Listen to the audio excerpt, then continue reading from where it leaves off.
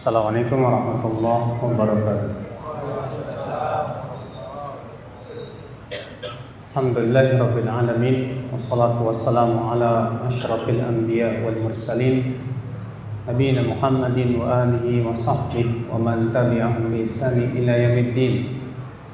Wa asyhadu an la ilaha illallah wahdahu la syarika lah wa asyhadu anna Muhammadan 'abduhu wa rasuluh. Qala Allah ta'ala fi kitabihil karim, ya ayyuhalladzina amanu taqullaha haqqa tuqatih wa la tamutunna illa wa antum muslimun, amma ba'd. Perkara yang baru. Apa yang dimaksud dengan perkara yang baru? Apakah setiap yang baru itu tercela? Ini tentu kita ingin membahas dulu apa yang dimaksud dengan perkara yang baru. Yang dimaksud dengan perkara yang baru adalah sesuatu yang sebelumnya tidak ada dan baru ada. Dan perkara yang baru itu ada yang tercela dan ada yang tidak tercela. Adapun yang tidak tercela, yaitu yang pertama, masalah-masalah duniawiyah yang bermanfaat.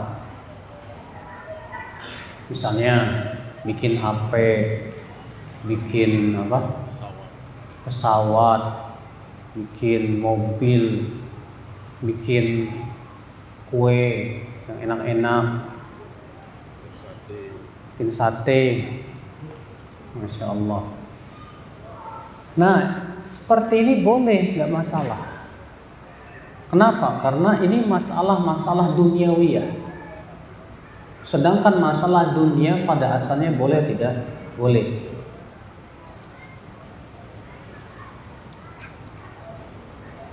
Masalah dunia pada asalnya boleh. Dalilnya mana? Yaitu dalam surat Al-Baqarah ayat 29. Allah berfirman, "Huwallazi khalaqalakum ma fil ardi jami'an." Dialah Allah yang telah menciptakan buat kamu apa yang ada di bumi ini semuanya. Berarti semua yang ada di bumi memang Allah ciptakan untuk kita. Sehingga dasar ayat ini menunjukkan, kata para ulama, bahwa masalah-masalah duniawiyah pada asalnya hukumnya apa? Boleh, halal. Tidak boleh kita katakan haram kecuali dengan dalil. Jadi dalam masalah dunia kita mau bikin teknologi apa yang terbaru, silakan. Selama manfaat. Yang kedua, tidak memberikan bahaya yang besar untuk kehidupan manusia. Silakan, Mbak. Ya, Bapak bikin sebuah alat misalnya yang sebelumnya nggak ada. Ya. Tapi kalau ternyata masalah baru yang hubungannya dengan masalah dunia ternyata mudarat, bahaya. Misalnya Bapak bikin kacamata tembus pandang biar bisa ngelihat yang enggak. Haram, enggak boleh. Ikhwata Islam azani Allah. Jadi ingat Bapak sekalian, masalah dunia pada asalnya apa? Halal. Tidak boleh kita haramkan kecuali dengan apa? Dalil. Jadi ini yang pertama, Pak. Masalah baru yang tidak tercela, boleh tidak apa-apa. Yang kedua, masalah baru yang berhubungan dengan masalah-masalah agama, namun itu bukan perkara yang sifatnya ibadah yang telah ditentukan oleh syariat. Di mana Nabi SAW tidak melakukannya di zaman beliau karena memang masih ada penghalang-penghalangnya. Tidak Rasulullah SAW lakukan di zaman beliau karena memang masih belum ada pendorongnya. Contoh misalnya, Di zaman Nabi ada tidak yang namanya ilmu mustalah hadis? Belum. Di zaman Nabi ada tidak yang namanya ilmu usul fikih? Tidak ada. Di zaman Nabi ada enggak yang namanya ilmu tajwid? Belum ada. Artinya ilmu secara tersendiri ya Mas ya. Munculnya ilmu tersebut di belakangan hari di saat dibutuhkan. Kenapa di zaman Nabi nggak ada pelajaran ilmu nahu, ilmu sorof? Jawabnya di zaman Nabi belum dibutuhkan. Para sahabat semuanya jago bahasa Arab. Umur 6 tahun udah jago bahasa Arab. Ya. Di zaman Nabi belum dibutuhkan ilmu hadis. Kenapa? Nabi masih hidup. Pembahasan hadis itu ya terfokus kepada perawinya. Sementara Nabi masih hidup tidak perlu lagi diperiksa, langsung nanya aja langsung kepada Nabi Shallallahu Alaihi Wasallam. Ketika Nabi telah wafat, ternyata para pembawa hadis ini ada yang bisa dipercaya, ada yang tidak bisa dipercaya, ada yang tukang dusta. Maka pada waktu itu butuh kemudian dibuat sebuah kaidah-kaidah di dalam menilai suatu hadis. Jadi ilmu-ilmu ini belum ada di zaman Nabi, tapi baru diadakan setelah itu karena memang dibutuhkan. Dan di zaman Nabi belum dibutuhkan. Bahkan bayangkan kalau tidak ada ilmu seperti ini, mungkin Al-Quran dan hadis akan hancur dan rusak. Ya tidak, Pak? Tanpa ilmu bahasa Arab kita bisa paham Al-Quran? Nggak bisa. Mana fa'il, mana maf'ul bihi, mana masdar, mana ini.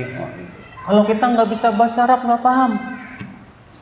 Mana bentuk yang sifatnya umum, mana bentuk yang sifatnya mutlak, mana yang sifatnya redaksi-redaksi yang menunjukkan kepada kaidah-kaidah tentunya usul fikih yang menghasilkan hukum tertentu. Maka penting. Maka sesuatu yang baru muncul ini namanya Pak, tapi tercela tidak tercela. Kenapa? Karena itu sangat dibutuhkan sekali untuk membela agama ini. Sangat dibutuhkan sekali untuk membela Al-Quran dan hadis Nabi Sallallahu Alaihi Wasallam. Ya.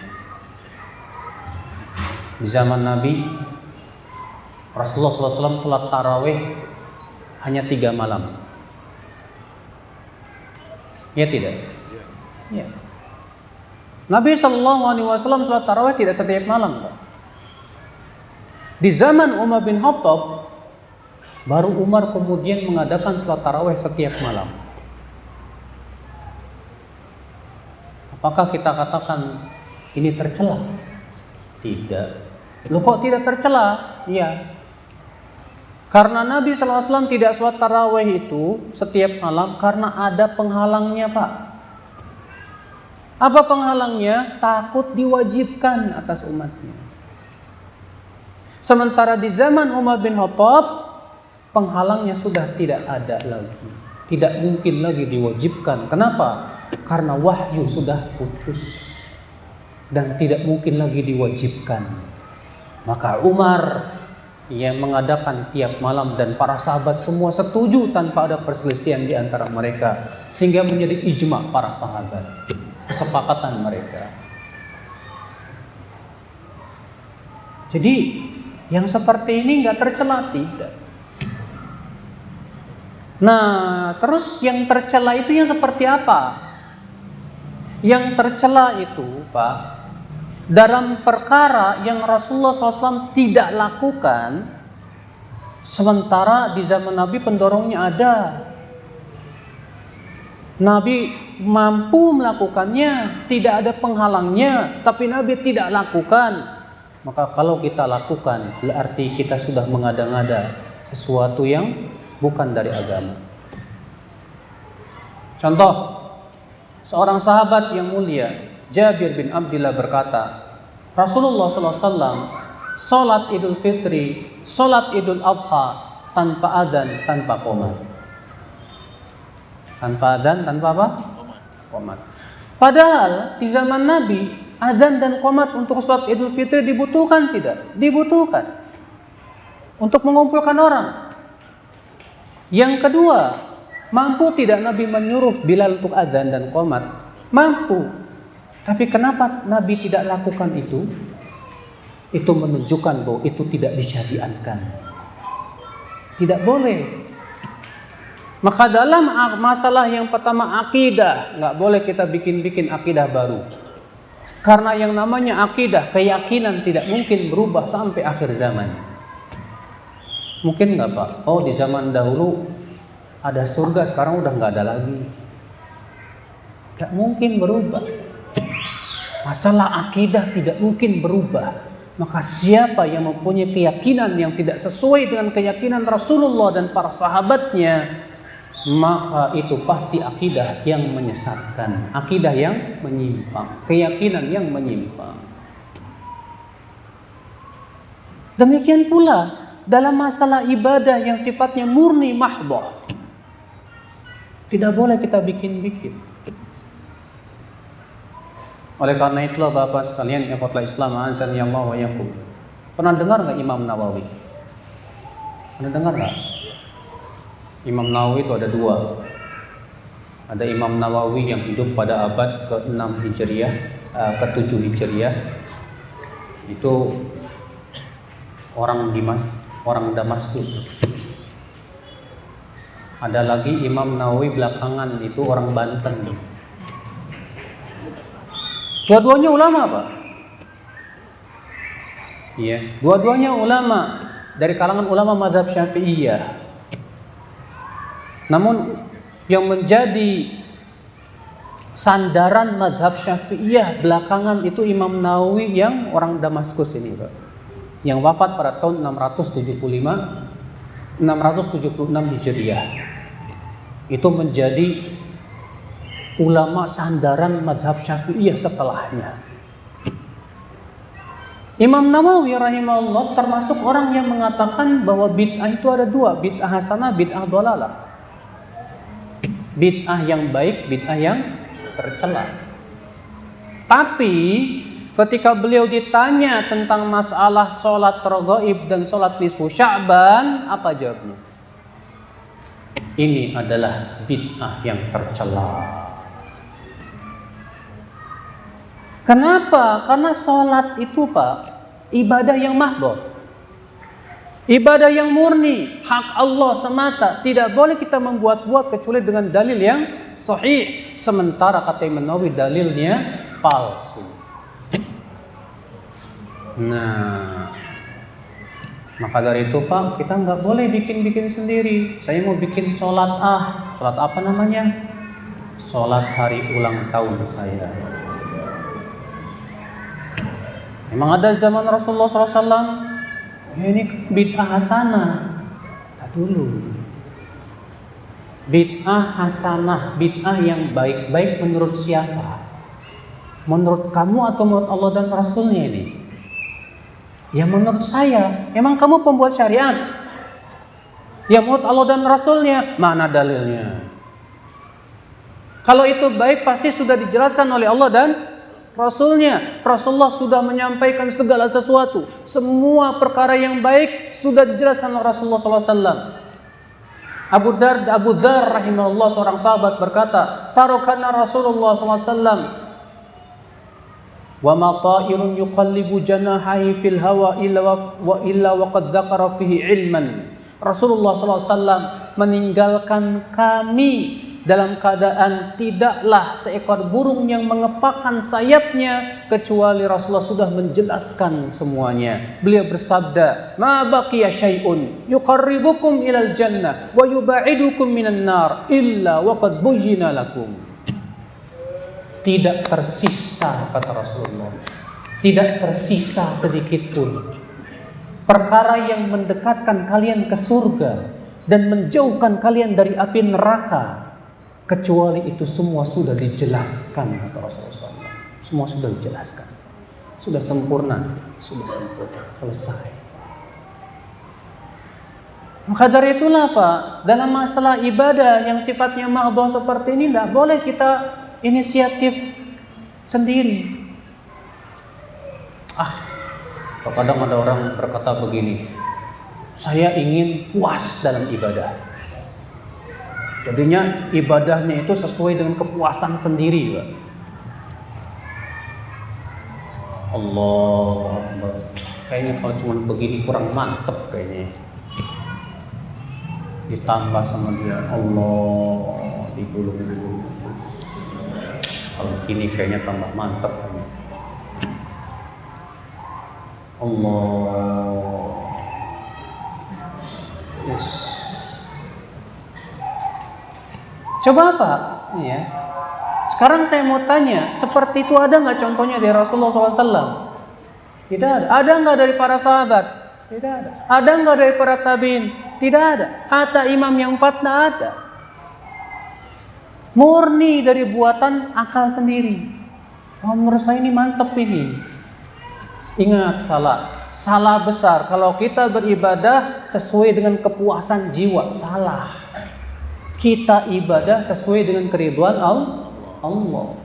Yang diridhoi oleh Allah, yang disampaikan oleh kepada Rasulullah sallallahu alaihi wasallam. Pahami baik-baik saudara-saudaraku sekalian. Jadi jangan samakan antara dua perkara yang baru tadi. Makanya kan ketika kita katakan ini bid'ah, ada orang berkata apa? Wah, kalau itu bid'ah berarti pesawat bid'ah dong, mobil bid'ah dong. Kita katakan maaf mas, itu dua perkara yang berbeda. Kalau pesawat, kalau mobil itu urusan dunia, pada asalnya halal. Sedangkan ibadah itu hak Allah, bukan hak kita. Dan Allah ingin diibadahi sesuai dengan apa yang Allah cintai dan ridhai, bukan sesuai dengan selera kita. Maka kewajiban kita kalau mau beribadah kepada Allah, harus kita cari tahu dulu keterangannya. Itu diridhai oleh Allah apa enggak? Dicintai oleh Allah apa tidak? Kalau Allah cintai, pasti Allah akan sampaikan melalui Rasulnya. Rasulullah yang akan menjelaskannya melalui lisannya dan perbuatannya. Ikhwata Islam azani Allah. Oke. Paham sampai sini, Pak? Berarti tidak setiap perkara yang baru itu tercela. Dan tidak setiap perkara yang baru itu tidak tercela. Ada yang tercela, ada yang tidak tercela. Ingat Bapak, masalah ada bid'ah hasanah, ada bid'ah dhalalah, memang itu sudah perselisihan para ulama di zaman terdahulu. Walaupun kalau kita melihat prakteknya, sebetulnya di dalam prakteknya hampir sama, tidak ada perbedaan. Cuma masalahnya begini Pak, kalau ada orang berkata, oh ini kan bid'ah hasanah, semua jadi baik, semua jadi baik, parameter baiknya siapa? Ini yang jadi permasalahan. Saya mau tanya sama antum, Fir'aun merasa dirinya sesat apa enggak? Fir'aun merasa dirinya sesat enggak Pak? Enggak. Allah berfirman dalam surat Ghafir, qala fir'aunu ma urikum illa ma ara wa ma ahdikum illa sabila rasyad. Berkatalah Fir'aun, aku tidak memandang untuk kalian kecuali yang aku pandang baik, dan aku tidak membimbing kalian kecuali kepada jalan kebenaran. Fir'aun yang ngomong gitu Pak. Apakah berarti setiap orang berkata ini baik jadi bid'ah hasanah? Kalau begitu rusak agama ini.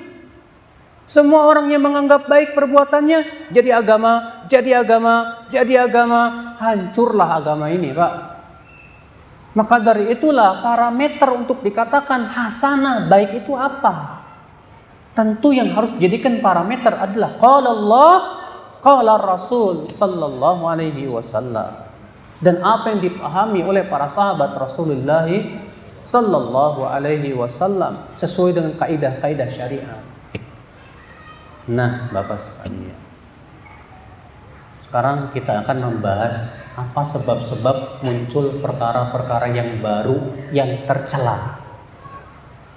Saya tidak akan membahas yang tidak tercela. Kalau yang tidak tercela silakan aja.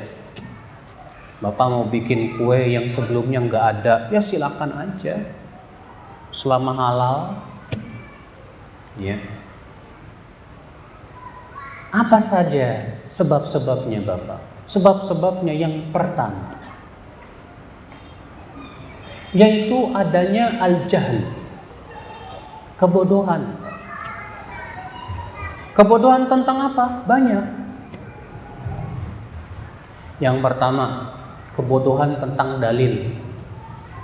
Enggak tahu dalilnya. Enggak tahu dalil, akhirnya menggunakan apa? Otak.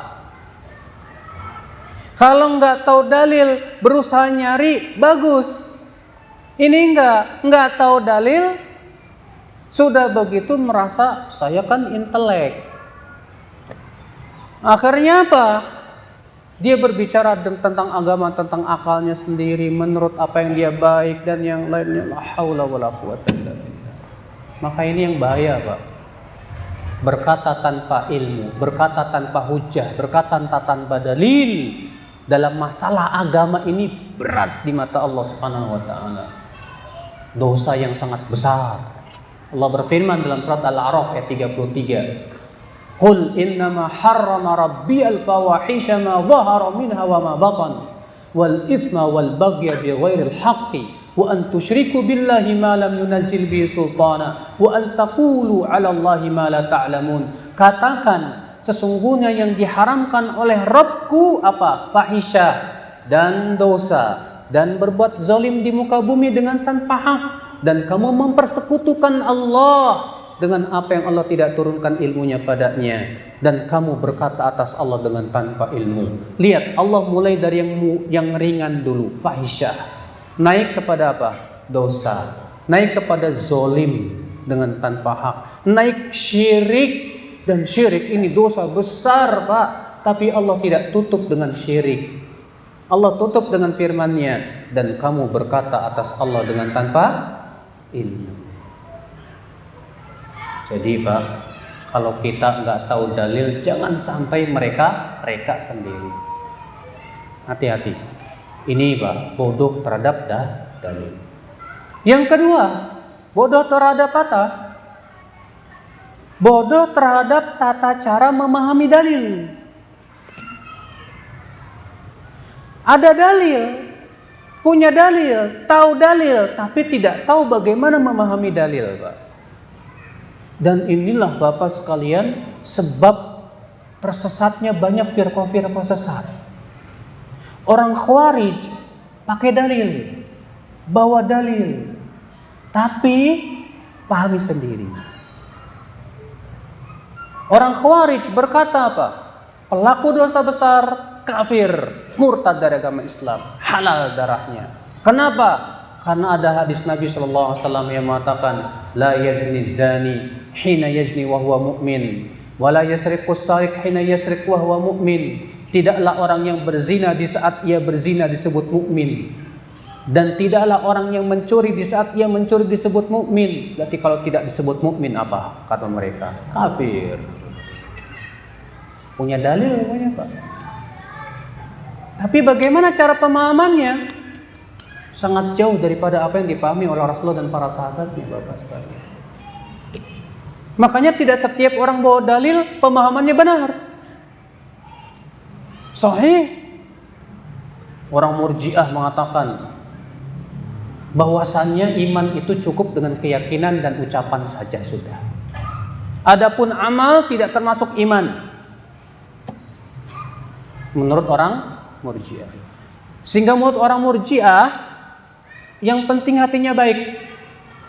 Dia mau berbuat maksiat, dia mau berbuat dosa apa kek, itu tidak mempengaruhi keimanannya sama sekali. Ini Murji'ah. Dalilnya apa? Hadis.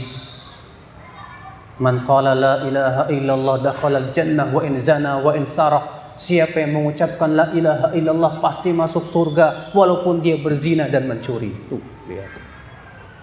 Hadisnya sahih, Pak. Tapi dipahami dengan salah. Ahlussunnah wal Jamaah mengkompromikan dua hadis tadi. Ahlussunnah mengatakan pelaku dosa besar tidak kafir berdasarkan hadis Abu Dzar tadi. Tapi dosa itu mempengaruhi keimanan. Dosa bisa mengurangi keimanan sampai habis sama sekali. Sehingga akhirnya Ahlussunnah tengah-tengah antara Murji'ah dan Khawarij. Saudara-saudaraku sekalian yang pada Islam azan yang mau. Makanya hati-hati ya Pak ya. Kalau bapak-bapak baca hadis lalu dipahami sendiri. Oh, berarti begini ya. Oh, berarti begitu ya. Hati-hati loh Pak. Saya waktu ngisi kajian di Bandung, ada seorang penanya begini, Ustadz, saya baca suatu hadis ini Ustadz. Rasulullah bersabda, aku diperintahkan untuk memerangi manusia sampai mereka bersyahadat la ilaha illallah Muhammadur Rasulullah. Berarti kita semua ini disuruh untuk memerangi manusia. Nah lu kan bingung. Dia menganggap kita harus perang ini. Wah, kata saya Pak, hadis itu tidak bisa dipahami sendirian, harus melihat ke hadis yang lainnya. Siapa yang harus diperangi, yang seperti apa, bagaimana bentuknya, syaratnya apa. Tidak setiap orang kafir harus diperangi. Orang kafir kan bertingkat-tingkat. Yang diperangi dalam Islam itu yang kafir harbi, yang memang memerangi kaum muslimin, mengusir kaum muslimin. Adapun kalau mereka tidak memerangi kita, nggak boleh diperangi. Makanya Allah mengatakan la yanhakumullah 'anil ladzina lam yuqatilukum fid din wa lam yukhrijukum min diyarikum an tabarruhum wa tuqsitu ilaihim innallaha yuhibbul muqsitin. Allah tidak larang kalian dari orang-orang kafir yang tidak memerangi kalian, tidak pula mengusir kalian dari negeri-negeri kalian, untuk kalian berbuat baik kepada mereka dan bersikap adil kepada mereka. Sesungguhnya Allah cinta kepada orang yang bersikap adil. Perhatikan Pak, ini hadis dipahami dengan salah. Salah pemahamannya, makanya hati-hati Pak. Jadi kalau kita ingin memahami dalil, caranya gimana dong? Caranya Bapak harus berguru kepada ustadz yang paham bagaimana tata cara memahami dalil. Harus. Karena untuk memahami ayat misalnya ya Pak ya. Ayat kita ambil. Ibnu Katsir mengatakan apa? Tafsirkan ayat dengan ayat lain. Karena Al-Quran saling menafsirkan satu sama lainnya. Antum tahu nggak cara menafsirkan ayat dengan ayat yang lain? Ana yakin antum belum nggak tahu. Syekh Muhammad bin Al-Amin Asy-Syanqiti dalam kitab Muqaddimah Adwaul Bayan menyebutkan lebih daripada 20 bentuk cara menafsirkan Al-Quran dengan Al-Quran. Kalau tidak bisa maka tafsirkan Al-Quran dengan hadis. Kalau tidak ada maka tafsirkan Al-Quran dengan pendapat para sahabat. Kalau tidak ada maka tafsirkan Al-Quran dengan pendapat para tabi'in. Begitu cara menafsirkan Al-Quran. Jangan sembarangan. Jangan main comot. Pahami sendiri. Oh menurut saya ayat ini begini-begini. Menurut kamu siapa li tafsir? Ya, bahasa Arab aja kagak bisa.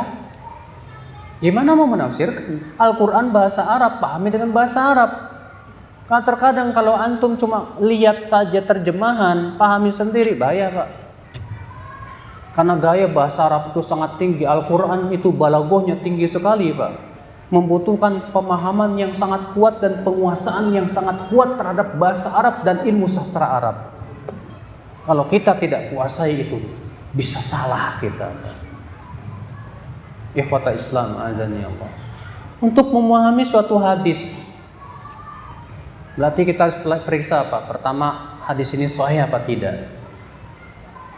Bapak udah pernah belajar ilmu mustalah hadis? Belum pernah. Terus Bapak tahu dari mana ini sahih apa dhaif? Kayaknya sahih Ustaz, soalnya isinya bagus. Emang seperti itu cara menilai hadis sahih apa dhaif? Enggak, ilmu hadis itu Masya Allah Pak, ilmu yang sangat mulia sekali. Ilmu yang tidak dimiliki oleh agama manapun juga, hanya umat Islam yang mempunyainya. Dipelajari perawi hadis, bagaimana statusnya, bagaimana derajatnya. Dipelajari jalan-jalan hadis, ya. Bagaimana derajat-derajatnya. Dari situ akan diketahui hadis ini sahih atau hadis ini hasan atau hadis ini apa? Dhaif. Setelah kita pastikan hadis ini sahih, alhamdulillah, berarti kita harus memahami hadis ini bagaimana? Kita lihat bagaimana penjelasan hadis-hadis yang lainnya. Ada tidak hadis yang lain yang menjelaskan hadis ini yang lebih detail? Ya, kita lihat bagaimana bentuk hadis ini. Apakah berbentuk umum? Kalau ternyata hadisnya umum, kita cari lagi ada tidak hadis yang mengkhususkannya. Tidak sembarangan Pak. Oleh karena itulah Pak, orang yang tidak pernah belajar ilmu ushul fikih, tidak pernah belajar bahasa Arab, tidak pernah belajar kaidah fikih, bagaimana akan menafsirkan hadis? Maka kalau kita ingin menafsirkan hadis, penting merujuk kitab-kitab para ulama, mensyarah. Bagaimana para ulama mensyarah dan menjelaskan hadis tersebut? Penting sekali Bapak sekalian. Nah, dari itulah Pak, kalau kita tidak paham hadis, kalau kita tidak paham dalil, bahaya. Kalau kita tahu dalil tapi tidak paham bagaimana tata cara memahaminya, ini pun bahaya.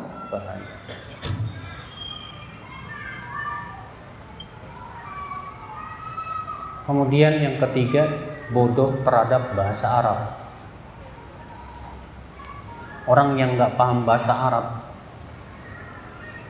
juga Pak akan sangat rentan jatuh kepada perkara-perkara yang baru.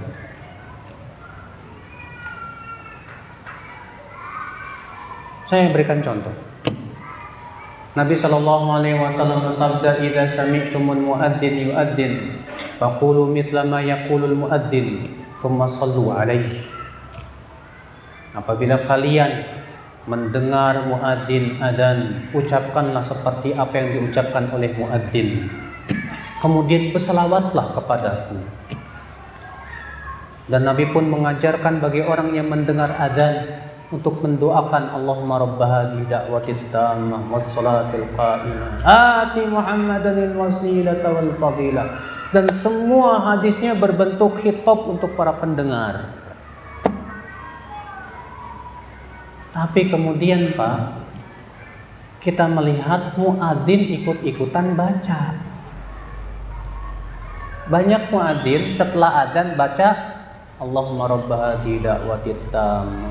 Padahal itu doa khitabnya khusus untuk para pendengar, tidak untuk muadzin. Jadi muadzin baca apa dong? Enggak ada bacaan apapun buat muadzin.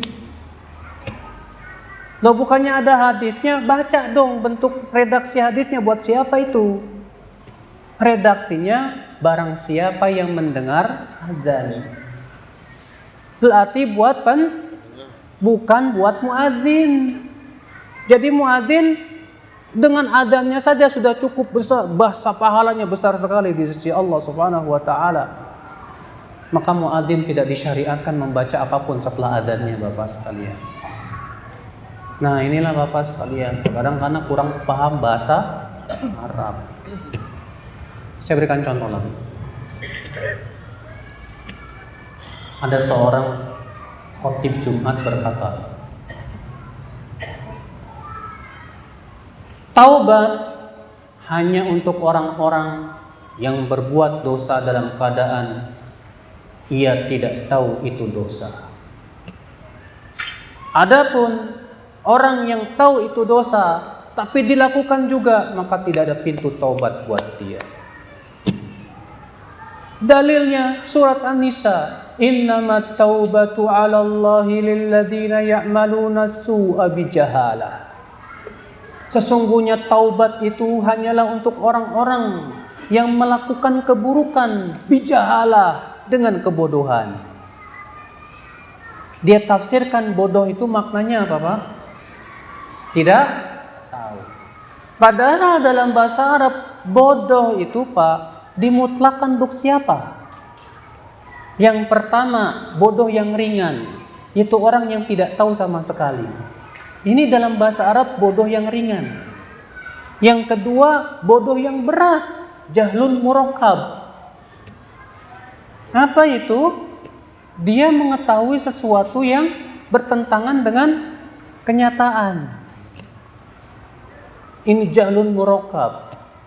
Sekarang Pak, kalau ada orang yang sudah tahu, misalnya di gelas ini ada racunnya, udah tahu, tapi diminum juga, bodoh apa enggak Pak? Bodoh enggak Pak? Bodoh. Berhak enggak antum katakan kepada dia, kamu itu kok bego sih? Udah tahu ada racunnya diminum juga, bodoh kamu itu. Sekarang kalau kita tahu maksiat itu bisa menjerumuskan ke dalam api neraka, kemudian kita lakukan juga, bodoh nggak Pak? Bodoh. Maka dari itulah aneh Pak pemahaman orang tadi.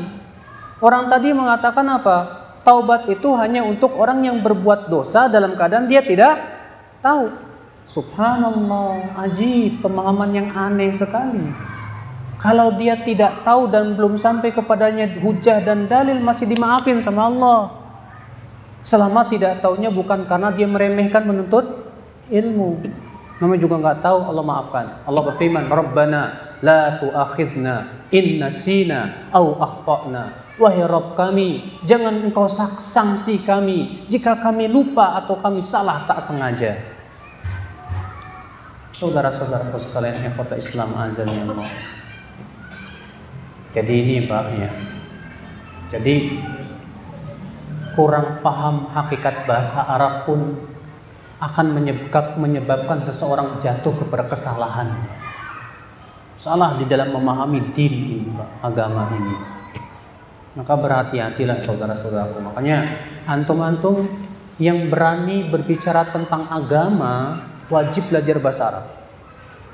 Siapapun dia yang sudah berani untuk turun ke medan dakwah, medan ceramah, wajib belajar bahasa Arab.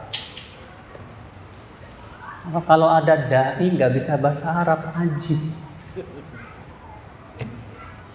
Dia kan mau memahamkan Al-Quran dan hadis, sementara dia nggak paham bahasa Arab. Quran bahasa Arab, hadis bahasa Arab. Dengan apa dia akan paham?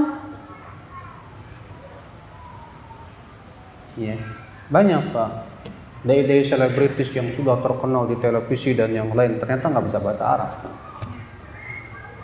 Modalnya cuma pintar ngomong saja, retorikanya bagus, bisa orang tertawa, ger, selesai.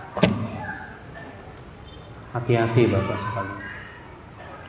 Berbicara masalah agama itu berat. Kalau Bapak bukan ahli komputer, kemudian Bapak bicara tentang komputer, saya yakin orang akan mentertawakan Bapak.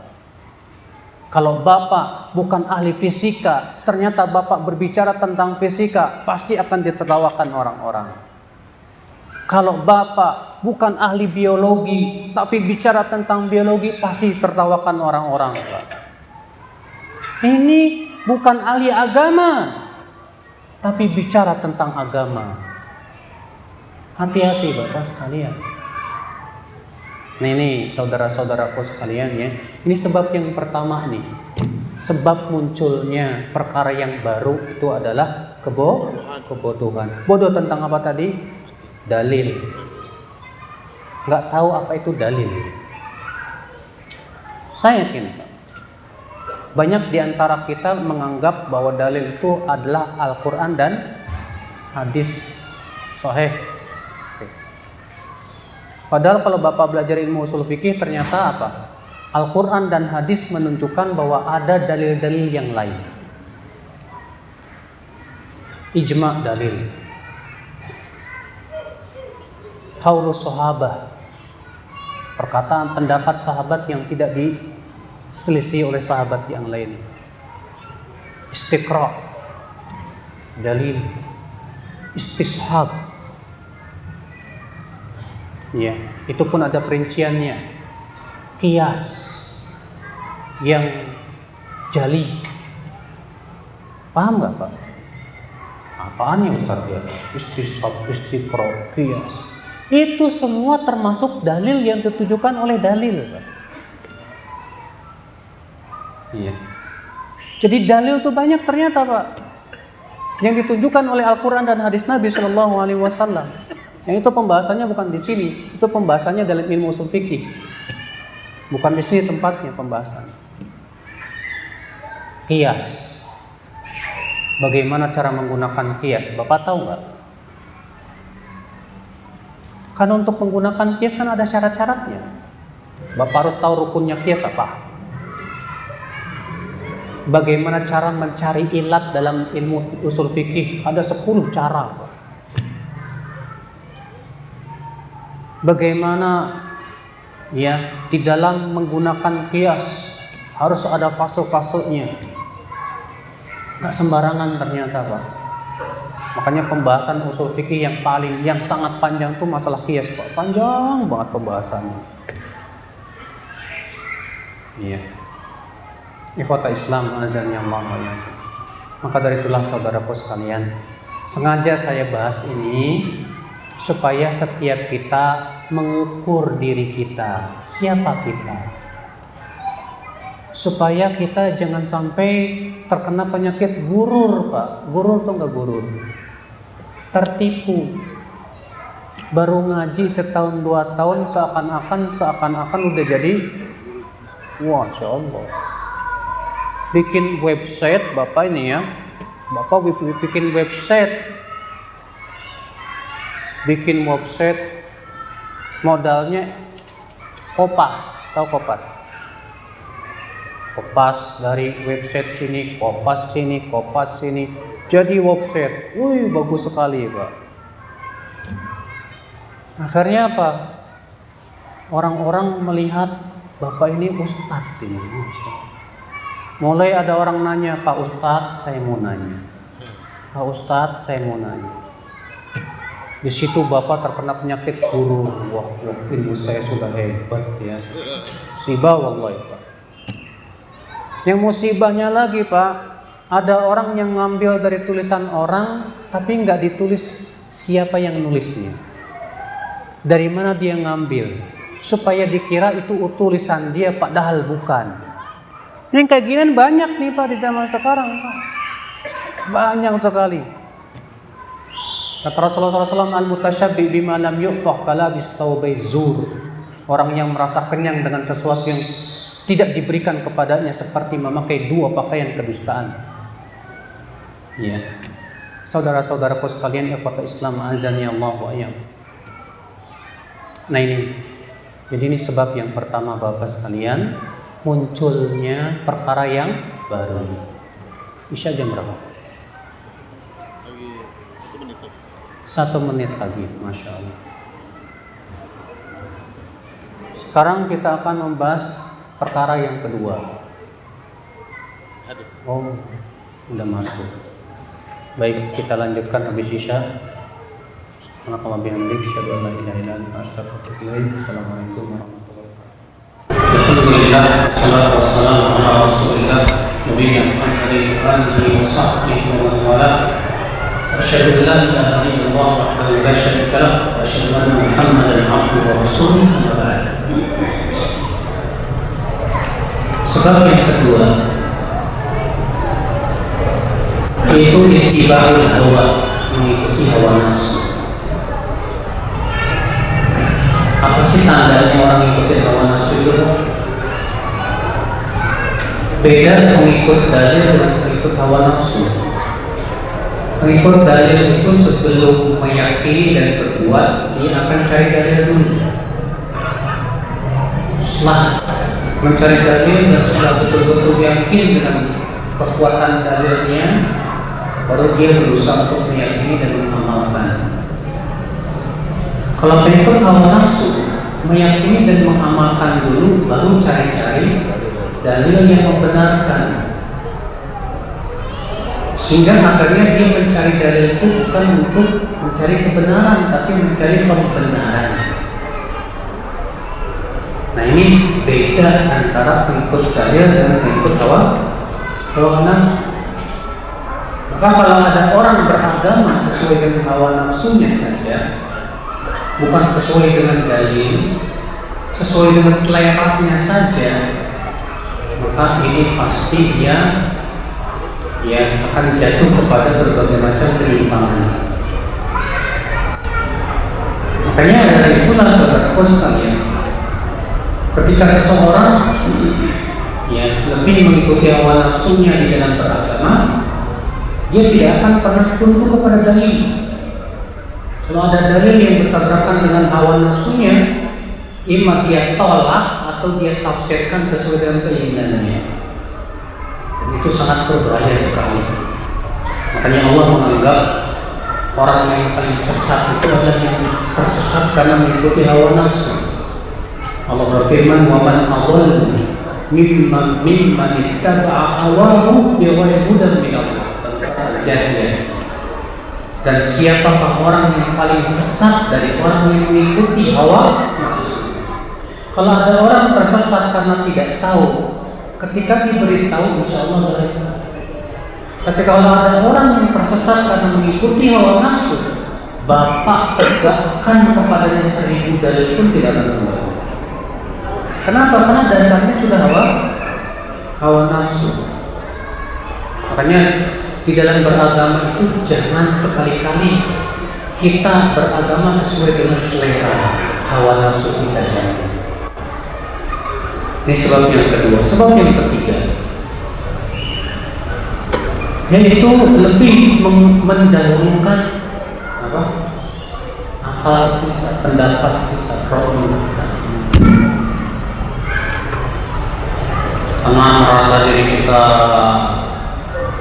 intelektual, cerdas, pintar, IQ-nya 150 misalnya, jenius dan yang lainnya, tertipu.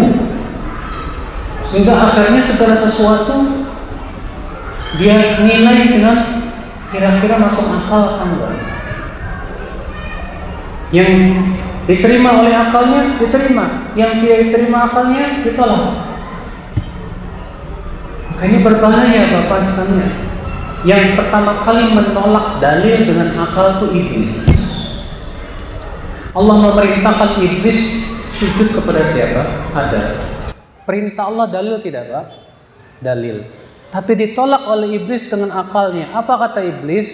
Ya Allah, Engkau ciptakan Adam dari tanah dan Engkau ciptakan aku dari api. Seharusnya api lebih baik dari tanah. Harusnya dia yang sujud sama aku dong. Lihat Pak, dia tolak dalil dengan apa? Akal dan pendapat dia, dengan roh dia. Maka dari itu kalau ada orang yang menolak dalil dengan akal semata, sungguh yang serupa dengan iblis. Hati-hati, ya, apalagi kalau punya keyakinan bahwasannya akal lebih tinggi daripada dalil, bahaya sekali ini. Kalau sudah seperti ini, semua dalil akan dia mudah tolak hanya karena tidak sesuai dengan apa? Akal pikiran saja. Ya, ini berbahaya. Sebab yang keberapa? Yang keempat. Yang menyebabkan kita jatuh kepada perkara-perkara yang baru yang tidak terpuji, yaitu Pak, ya, menjadikan sesuatu yang bukan dalil sebagai dalil. Menjadikan sesuatu yang bukan dalil sebagai apa? Dalil. Contoh, ada orang beranggapan mimpi wali itu dalil. Jadi menurut dia wali itu nggak mungkin salah, pasti mimpinya benar. Jadi akhirnya dia nganggap bahwa mimpi wali itu bagaikan apa? Hujah, dalil. Atau contoh lagi Pak, ada orang yang punya keyakinan pendapat ulama itu dalil. Ya. Sampai ada orang-orang punya keyakinan begini, Quran hadis itu masih mentah kalau ulama udah mateng. Sehingga akhirnya apa yang terjadi? Pendapat ulama itu seakan-akan sama dengan ucapan Nabi. Pokoknya apa yang dikatakan oleh ulama fulan, maka pada waktu itu seakan-akan itu sebuah kebenaran. Yang tidak boleh ditolak sama sekali. Kalau sudah seperti ini, saya yakin jatuh kepada berbagai macam penyimpangan, Pak. Karena yang namanya ulama bukan nabi. Ulama itu kewajibannya adalah diikuti kalau sesuai dengan dalil Al-Quran dan hadis Nabi SAW. Adapun kalau tidak sesuai, maka kita tidak ikuti. Contoh misalnya, ada pendapat sebagian ulama yang mengatakan Ya'juj dan Ma'juj itu tentara Tartar, Genghis Khan. Kita tidak bisa terima pendapat ini karena bertabrakan dengan hadis bahwa Nabi SAW menceritakan tentang turunnya Nabi Isa alaihissalam ke muka bumi ini. Lalu setelah Nabi Isa turun membunuh Dajjal, kemudian terjadilah keamanan di dunia. Lalu Allah berfirman kepada Nabi Isa, "Wahai Isa, bawa hamba-hambaku kaum mukminin ke Bukit Tur, karena aku akan mengeluarkan pasukan yang tak mungkin kalah." Ya'juj dan Ma'juj. Jadi Ya'juj dan Ma'juj itu muncul setelah Nabi Isa turun. Nah sekarang di zaman Genghis Khan, tentara Tartar, Nabi Isa mana yang udah turun?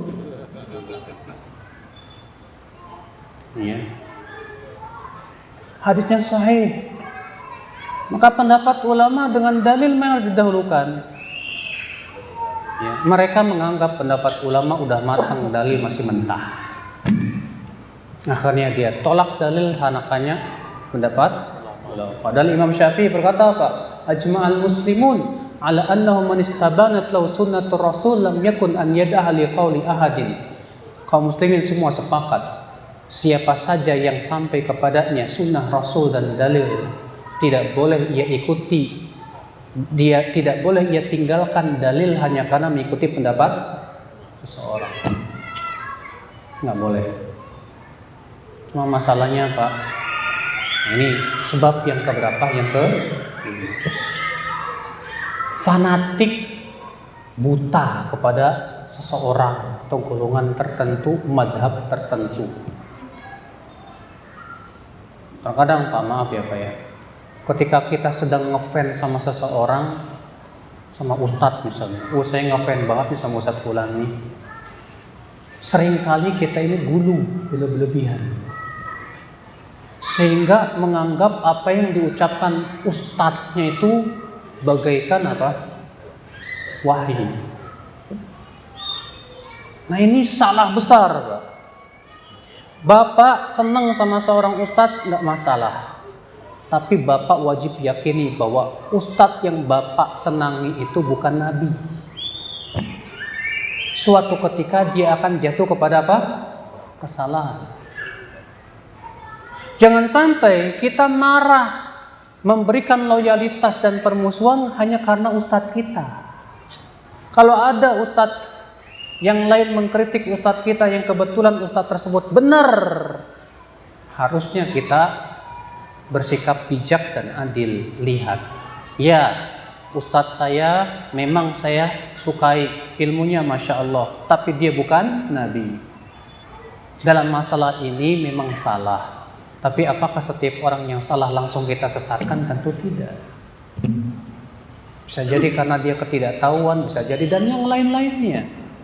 Ini permasalahan yang harus kita letakkan pada tempatnya masing-masing. Saudara-saudaraku sekalian, ikhwata Islam azani Allah wa iyyakum. Fanatik madhab, pokoknya kalau nggak madhab Syafi'i nggak bisa, harus madhab Syafi'i. Akhirnya ketika ada orang yang pendapatnya tidak mengambil madhab Syafi'i, dijelek-jelekin, dianggap sesat dan yang lainnya.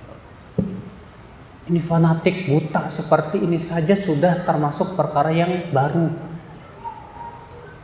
Sekarang Pak, sebelum ada 4 madhab, ya, di zaman sahabat 4 madhab ini sudah muncul belum? Belum. Di zaman tabi'in 4 madhab ini sudah muncul belum? Nah terus sahabat madhabnya siapa dong? Abu Bakar madhabnya Syafi'i. Hah? Emang duluan siapa? Abu Bakar apa Imam Syafi'i?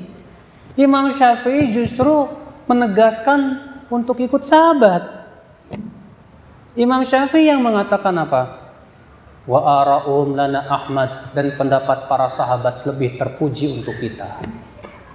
Wa aula min ara'ina li anfusina, dan lebih layak untuk kita ikuti dari pendapat kita. Imam Syafi'i mengatakan yang harus kita ikuti adalah pemahaman para sahabat. Masya Allah ya kota Islam, azani Allah. Nah inilah Bapak sekalian ya, fanatik kelompok, golongan dan yang lainnya ini bahaya Pak. Kewajiban kita fanatik hanya kepada Allah dan Rasul. Fanatik kepada dalil. Siapapun yang berbicara dalam agama ini, kalau memang dia hak, dalilnya jelas, kuat, kita ambil. Siapapun yang berbicara dan ternyata dia salah, tidak sesuai dengan dalil, kita tolak. Ya. Ambil baiknya, buang buruknya. Benar nggak Pak? Salah. Ambil baiknya, buang buruknya, benar. Cuman masalahnya antum punya kemampuan tidak? Kalau ada orang berkata saya ambil baiknya buang buruknya Ustadz, oke, baik, bagus kan. Dalam masalah makanan antum harus ambil makanan yang baik, buang makanan yang buruk. Sekarang antum bisa membedakan nggak ini makanan baik atau buruk? Tahu dari mana ini makanan bermanfaat untuk tubuh kita? Ini makanan berbahaya untuk tubuh kita. Tahu dari mana? Ya saya tanya ke ahli makanan. Bagus. Ya saya baca buku-buku artikel. Bagus. Tapi kalau nggak tanya, nggak baca, dari mana? Ya direka-reka aja.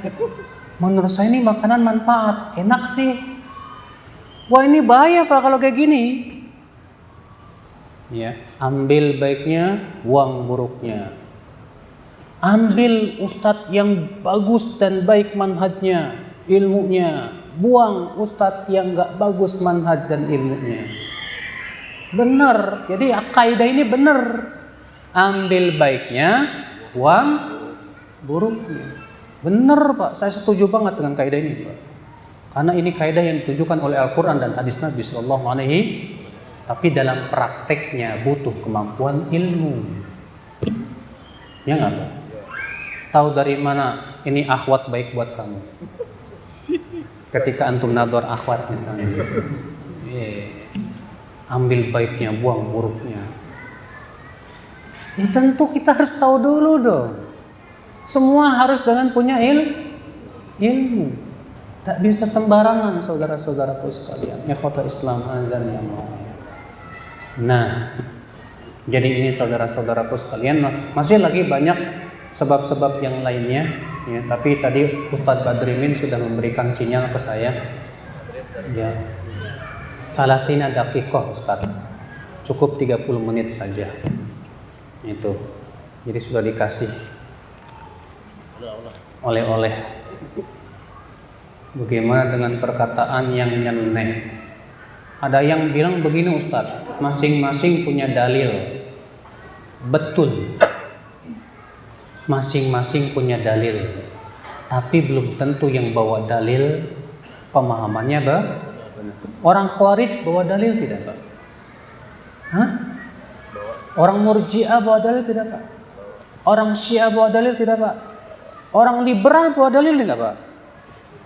Yang mengaku Islam Nusantara bawa dalil nggak Pak? Semua pasti bawa dalil, tapi dipahami menurut pemahaman sendiri.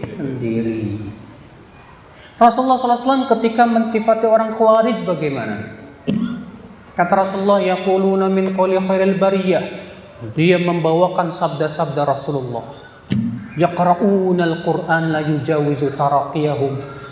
Dia membaca Al-Quran tapi tidak sampai ke kerongkongan mereka. Yamruquna minad din. Dia melesat dari agama seperti melesatnya panah dari buruannya. Padahal dia bawakan Quran, bawa hadis, tapi kok bisa melesat dari agama? Jawabannya satu, dia tidak mau mengikuti pemahaman para sahabat Rasulullah SAW. Makanya Ibnu Abbas ketika mendatangi orang Khawarij, apa kata Ibnu Abbas kepada mereka? Ji'tukum min indi ashabi Rasulullah SAW wa alaihim unzil Quran wa hum a'lamun nasi bih. Aku datang kepada kalian dari sisi para sahabat. Al-Quran turun kepada mereka dan mereka yang paling paham tentang Al-Quran dari kalian. Masya Allah, kata Islam azam. Maka kalau dikatakan masing-masing punya dalil, betul. Cuma cara memahaminya yang berbeda. Ya. Makanya kalau antum berkata begini, Ustaz, parameter saya untuk melihat kebaikan adalah siapa yang bawa dalil berarti dia di atas kebaikan. Betul, cuma masalahnya antum paham gak cara memahami dalilnya? Antum sudah paham belum kaidah-kaidahnya? Bahaya, Pak. Maka dari itulah saudara-saudaraku sekalian, ya. Di sini kita penting sekali untuk berhati-hati, saudara. Ya. Mohon dijelaskan tentang hadis sampaikan dariku walaupun satu ayat. Sampaikan dariku walaupun satu ayat. Ini hadis sahih atau hasan. Tapi ingat Pak, untuk memahami hadis ini harus melihat dalil yang lain. Dalam hadis yang lain Rasulullah bersabda begini, "Naddarallahu imra'an sami'a maqalati fawa'aha wa hafidhaha wa addaha kama sami'a." Semoga Allah memberikan cahaya kepada orang yang mendengarkan sabdaku, lalu memahaminya, lalu menghafalnya, lalu menyampaikannya. Berarti sampaikan itu tahap terakhir. Nabi menyebutkan tahapannya pertama apa? Mendengar. Lalu apa? Memahami. Lalu apa? Menghafal. Lalu apa? Menyampaikan. Berarti kewajiban kita dengar dulu. Pahami. Ayat, oke.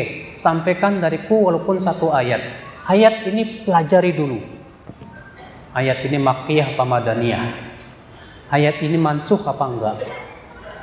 Bagaimana penafsiran para ulama terhadap ayat ini?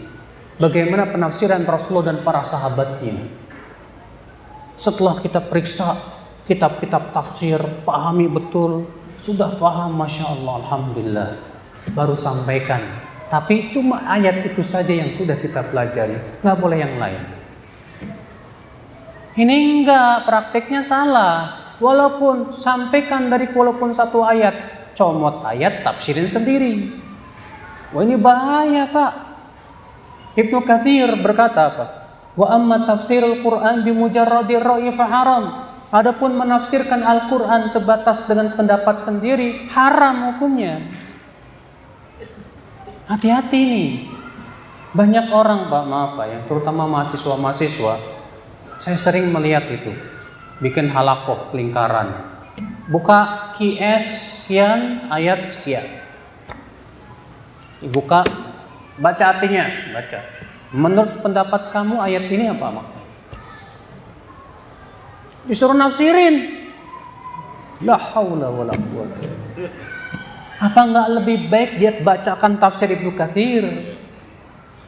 Itu yang baik, yang bagus, supaya orang tahu bagaimana tata cara menafsirkan yang benar. Makanya balighu anni walau ayah, sampaikan dariku walaupun satu ayat. Ayat yang mana? Ayat yang sudah kita pelajari, sudah kita kuasai, bagaimana penafsiran para ulamanya, bagaimana faidah-faidah hukumnya dan yang lainnya. Itu yang kita sampaikan, Pak. Ada teman saya yang sering melakukan ibadah tanpa dalil. Kalau ditanya dia selalu jawab ada dalilnya, tapi ada di kitab kuning. Bagaimana cara menyikapinya? Bilang dong ke dia, saya pengen lihat di kitab kuningnya dong. Kan kata kamu ada dalilnya di kitab kuning. Saya ingin mencek langsung bener apa enggak. Kalau cuma bilang ada dalilnya di kitab kuning, semua orang bisa. Yang sulit itu membuktikan. Di kitab apa, di halaman berapa. Tolong dong. Kalau cuma bilang begitu, ada di kitab kuning. Kitab yang mana kali? Allahu a'lam. Agama kita ini, Pak, ilmiah. Bukan hanya sebatas dugaan-dugaan. Kata anu, kata fulan, semua harus dengan dalil. Kamu ibadah kamu dalilnya mana? Ada sama ustadz saya. Yang mana dong? Tanya, tolong. PR kamu tanyakan ke ustadznya, dalil yang mana? Tanya ke ustadznya, dalilnya mana? Penting itu. Ini Bapak sekalian, ya. Ingat Pak, sikap ikut-ikutan tanpa mengetahui dalil itu sama sekali bukan ilmu, Pak. Imam Suyuti berkata, ajma'al ulama ala anna taqlid laysa bil ilm. Para ulama seluruhnya sepakat bahwa ikut-ikutan tanpa mengetahui dalil dan dasarnya itu bukan ilmu sama sekali. Bukan apa? Bukan ilmu. Iya. Maka penting ya, segala sesuatu kita ketahui dalilnya, hujahnya, dasarnya, keterangannya, sehingga kita beragama di atas keyakinan.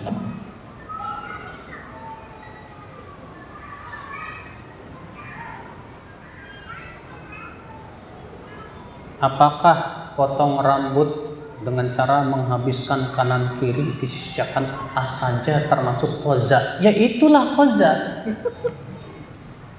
Itulah qaza.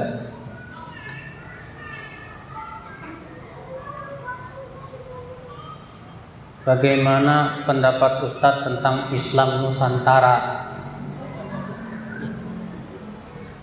Apa sih yang dimaksud dengan Islam Nusantara? Kalau antum ketemu sama Islam Nusantara, tanya, Nabi kamu siapa? Kalau dia katakan Nabi Muhammad, tanya lagi Nabi Muhammad orang mana? Orang Arab. Oke, tapi kenapa kalian menjelek-jelekan Islam Arab? Kita lihat Pak, sepak terjang orang-orang Islam Nusantara itu terlihat sekali benci sama Islam Arab. Mereka ingin mengotak-otak dan aneh. Islam itu kan asalnya dari Arab, ya nggak Pak? Saya mau tanya, agama Hindu, Buddha dari mana asalnya? Hah? India. Ada nggak orang Hindu dan Buddha Indonesia yang jelek-jelekin Hindu India? Ada? Nggak ada kan? Agama Kristen asalnya dari mana? Roma. Ada nggak yang menjelek-jelekan Kristennya Roma?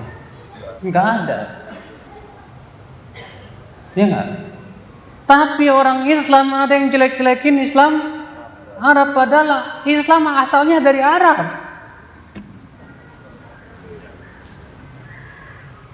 Nabi Muhammad orang Arab, Al-Quran bahasa Arab, hadis bahasa Arab, azan bahasa Arab, sholat pakai bahasa Arab.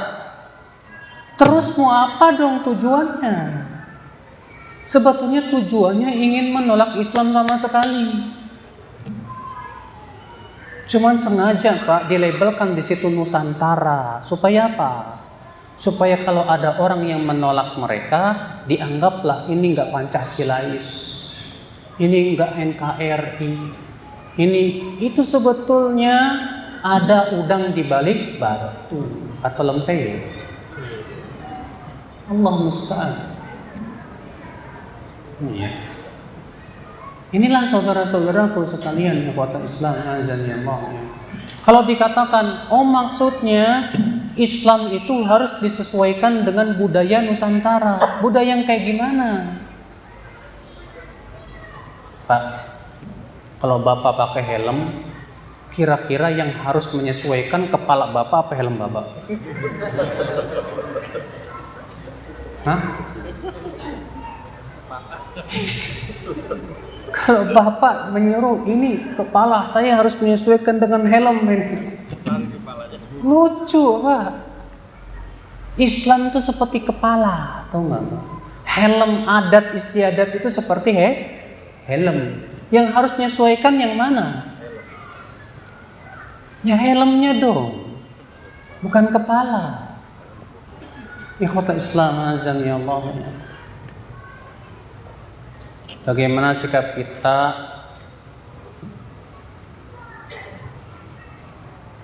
pada orang yang menganggap bahwa kita lah yang mengurang-ngurangi ajaran Islam gara-gara kita menganggap ini bid'ah itu bid'ah. Pak, sesuatu yang bukan dari Islam sama sekali kemudian ditambah-tambah, itu namanya bukan mengurang-ngurangi Islam, Pak, tapi memurnikan Islam, membersihkan namanya. Sekarang kita bertanya kepada orang yang berbuat bid'ah itu, bid'ah kamu itu munculnya tahun berapa? Kapan? Ada nggak di zaman Nabi? Kalau dia bilang nggak ada sih. Ada nggak di zaman sahabat? Nggak ada sih. Ada nggak di zaman tabi'in? Nggak ada juga. Tapi nenek moyang saya, bapak-bapak saya sudah melakukannya, kok nggak ada yang mengatakan itu bid'ah? Kita katakan, lebih tua mana kamu dengan Ibnu Hajar? Nenek moyang kamu dengan sahabat lebih tua mana? Bapak-bapak kamu dengan Imam Syafi'i lebih tua mana? Ya tuaan sana lah. Kalau mau tua-tuaan Pak, ya tuaan para sahabat. Seharusnya kita melihat agama kita ini, lihat ada nggak contohnya di Rasulullah dan para sahabatnya, dari para tabi'in, tabi'ut tabi'in dan salafus saleh. Imam Syafi'i termasuk salafus saleh. Imam Ahmad termasuk salafus saleh. Maka dari itulah ya akal Islam azani Allah ya. Kalau kita mengatakan, Pak, ini perkara bid'ah, harus kita jelaskan dalilnya ini, hujahnya ini, alasannya begini. Sebetulnya Pak, itu mempermudah kita. Saya mau tanya sama Bapak, mana yang lebih mudah, melakukan atau meninggalkan? Hah? Mana yang lebih mudah, melakukan apa meninggalkan? Yang lebih mudah, melakukan apa meninggalkan? Melakukan lebih mudah. Melakukan itu beban, Pak. Meninggalkan itu meletakkan beban. Kalau kita katakan jangan lakukan ini, alhamdulillah ada beban yang kita bisa tinggalkan. Mudah kan? Makanya kenapa para ulama memberikan kaidah ibadah pada asalnya tidak boleh sampai ada karena ibadah itu beban. Dan pada asalnya manusia tidak diberikan apa? Beban. Maka dari itulah ya Bapak sekalian, justru dengan adanya bid'ah jadi susah orang, Pak. Ada orang sholat, Allah,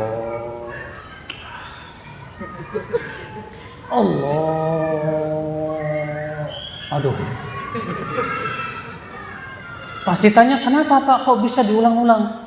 Soalnya saya menemukan dalam kitab madhab, ketika kita takbiratul ihram, hati kita harus niat lagi. Susah amat Pak. Allah, sambil Allah, hati kita berkata, usolli fardhu dhuhri. Waduh Pak, susah benar. Allah, nggak jadi lagi. Nyusahin nggak Pak? Banget. Rasulullah nggak pernah melakukan itu. Rasulullah mudah salatnya, Allahu Akbar, selesai. Ada orang Pak, saya pernah ketemu sama orang tua, dia berkata Pak, saya nggak salat tawaf. Kenapa Pak? Belum hafal niatnya. La ilaha illallah. Gara-gara belum hafal niatnya nggak mau salat tawaf, bayangkan. Nyusahin nggak Pak? Padahal cuma niat doang, selesai di hati. Saya mau salat tawaf, selesai. Nyusahin namanya Pak. Justru bid'ah itu nyusahin sebetulnya Pak. Ya nggak Pak? Coba Pak, adanya perayaan-perayaan selain Hari Raya Idul Fitri dan Idul Adha, Maulid Nabi, Isra Mi'raj, setiap Maulid Nabi berapa ratus juta harus dikeluarkan. Belum lagi Isra Mi'raj berapa ratus juta harus dikeluarkan. Belum lagi tahun baru berapa ratus juta harus dikeluarkan. Bayangkan kalau itu buat bangun masjid, Masya Allah. Buat bantu fakir miskin, Masya Allah. Ya. Berarti kita nggak cinta Rasul. Cinta Rasul itu bukan seperti itu caranya Pak. Masa cinta Rasul cuma setahun sekali? Cinta Rasul itu dengan cara setiap hari kita apa?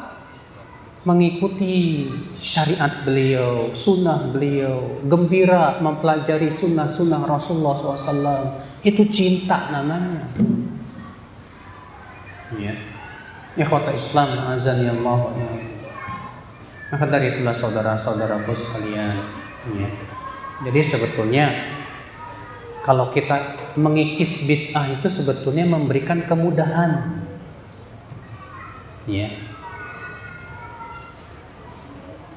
Saya mau tanya sama Anda. Dan tolong tanyakan ke polisi. Mana yang lebih berat? Yang merubah peraturan atau yang melanggar peraturan? Hah? Kalau ada orang lampu merah maju terus. Pas ditanya sama polisi, kenapa kamu maju? Dia bilang apa? Saya peraturannya beda Pak. Apa peraturan kamu? Kalau merah maju, kalau hijau berhenti. Gimana ini? Nah inilah seperti orang berbuat bid'ah begitu Pak. Merubah aturan, merusak aturan. Iya.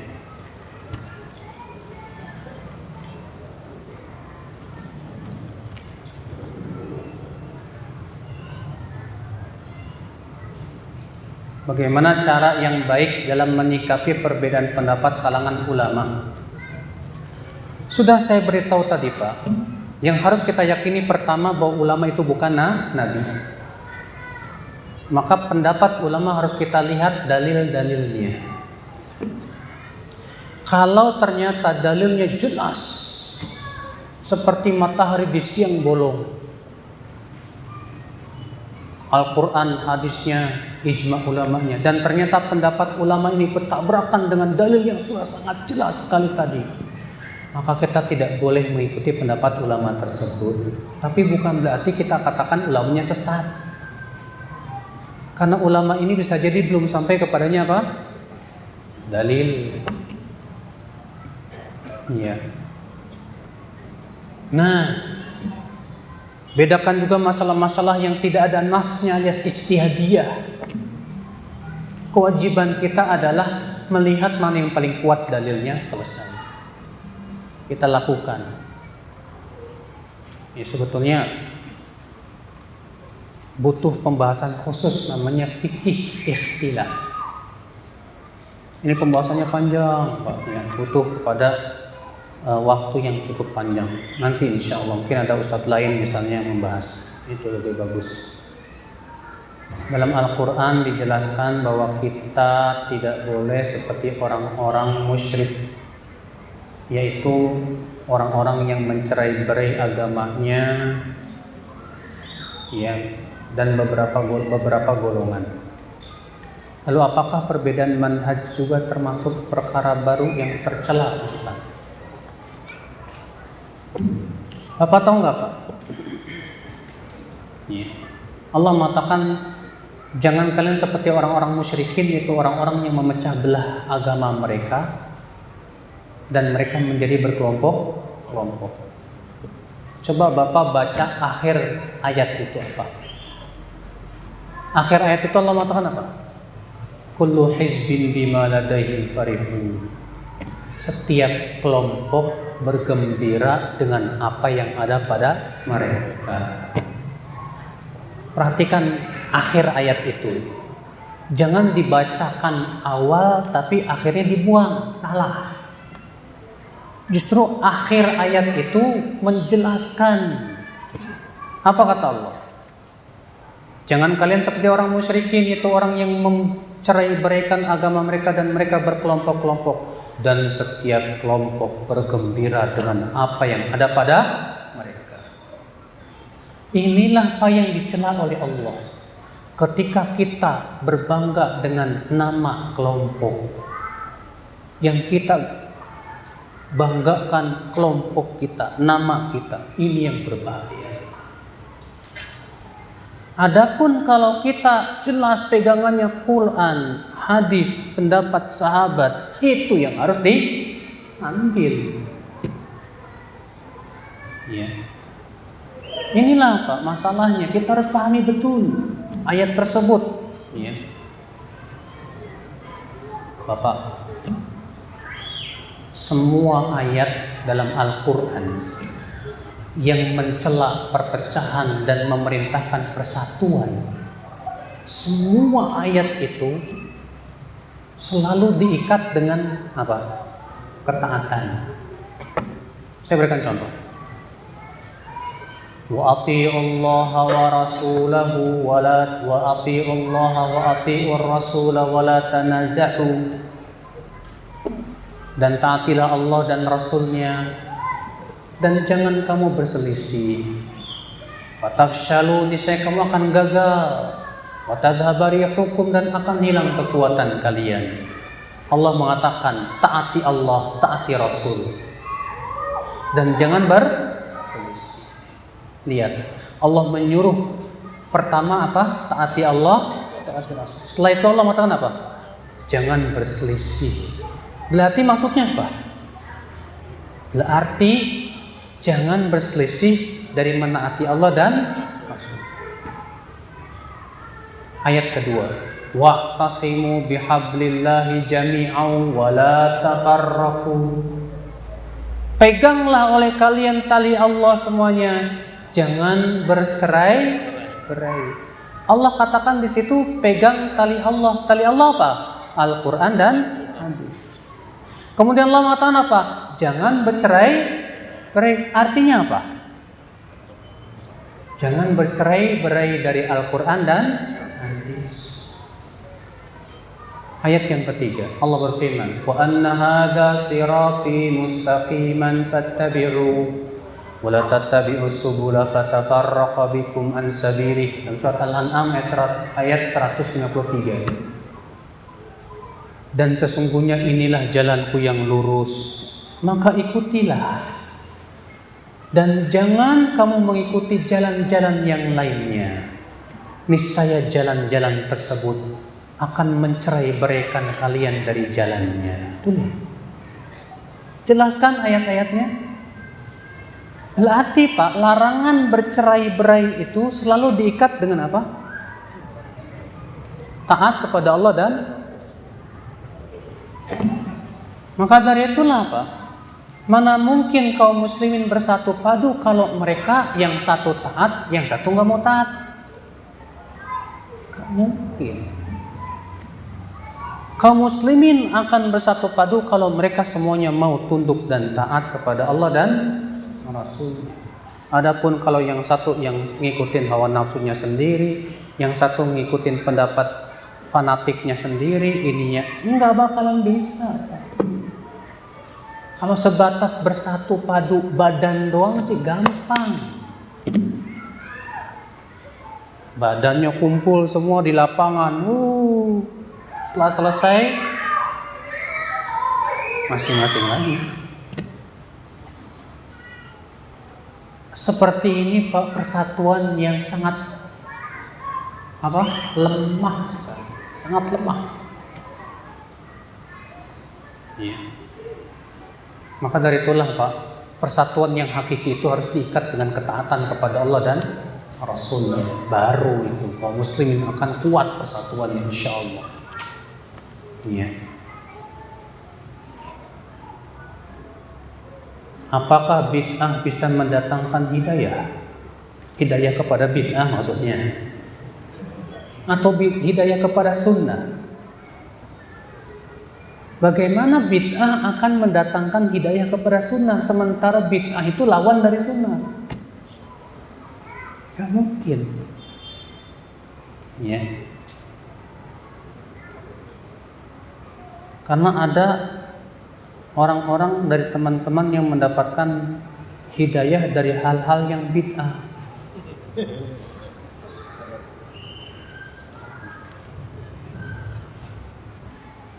Ketika ada orang yang berpindah dari maksiat ke bid'ah, kira-kira lebih gede mana ya maksiat dengan bid'ah? Menurut Bapak, maksiat dengan bid'ah itu lebih gede mana, Pak? Bid'ah. Lebih berat mana? Bid'ah. Hah? Bid'ah. Kok pada diam? Tadi saya memberikan pertanyaan. Ya, ini sebatas secara mutlak ya Pak. Walaupun secara terperinci itu tidak semutlak itu. Karena ada maksiat yang lebih besar daripada bid'ah. Ada. Cuma masalahnya Pak, ketika ada orang yang berbuat maksiat pindahnya ke bid'ah. Saya mau tanya, bid'ah dalam agama itu ya, sudah saya sebutkan tadi, dicela oleh Allah dan Rasul. Maka bagaimana seseorang akan dikatakan si fulan dapat hidayah karena bid'ah? Salah besar. Ya. Maka dari itulah Bapak sekalian, hidayah hakikatnya adalah hidayah kepada sunnah Rasulullah. Hidayah pada hakikatnya adalah mengikuti Al-Quran dan hadis Nabi Sallallahu Alaihi Wasallam. Sedangkan Al-Quran dan hadis melarang kebid'ahan. Rasulullah SAW mencela kebid'ahan. Tapi bukan berarti Pak, kita kemudian menjadikan berkata begini, percuma kamu dapat hidayah dari bid'ah. Akhirnya apa? Gara-gara itu dia malah lari dari kebenaran. Salah besar. Justru kita berusaha untuk membimbing. Pak, alhamdulillah, kamu tadinya nggak sholat, sekarang jadi sholat Pak. Bagus sekali, Masya Allah. Sekarang setelah kamu sholat, yuk kita ikut sunnah Nabi SAW. Ya, berikan pengertian, ini dalilnya. Qala Allah, qala Rasul. Alhamdulillah. Jangan sampai kita berkata begini, kamu percuma dapat hidayah begitu. Kamu dulu nggak sholat lebih baik. Waduh, ini bahaya nih Pak, kayak gini Pak. Ada orang seperti itu Pak. Mendingan kamu nggak sholat daripada kamu berbuat bid'ah. Ini nggak benar. Justru kita katakan apa? Mendingan kamu sholat dan tinggalkan kebid'ahan.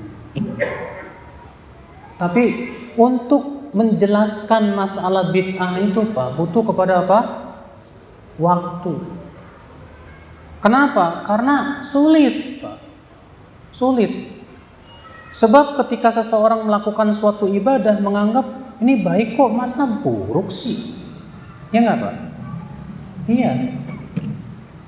Selama menganggap baik tidak mungkin dia taubat. Maka dari itulah Pak, banyak orang merasa kayak mendengar kata bid'ah ini ngeri. Apaan sih? Dikit-dikit bid'ah.